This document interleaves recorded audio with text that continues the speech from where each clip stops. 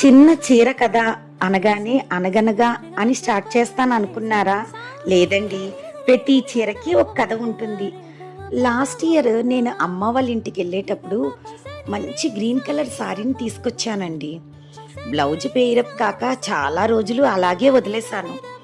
రీసెంట్గా నాకు ఒక ఫంక్షన్ వచ్చేటప్పుడు గ్రీన్ కలర్ థీమ్ అన్నారండి. ఈ చీరను తీసి దాని బ్లౌజ్ని అరేంజ్ చేసుకొని చీర కట్టుకి వెళ్ళానండి. అక్కడ ఉన్న వాళ్ళు, చూసిన వాళ్ళు అందరూ నీ చీర చాలా బాగుందని అడిగారు. న్యూ ట్రెండా కవిత అని కూడా క్వశ్చన్ వేసిన వాళ్ళు ఉన్నారండి. ఈ చీర ఎక్కడ తీసుకున్నావు అని చాలా మంది అడిగారండి. దానికి మనకు తెలిసిన షాప్ గురించే నేను చెప్పాను. మీకు అర్థమైందా? మనకు తెలిసిన షాప్ అంటే అదేనండి, మన అమ్మమ్మల వార్డ్రోబే. ఆ చీర గురించి నేను మా అమ్మమ్మకు కూడా కాల్ చేశానండి.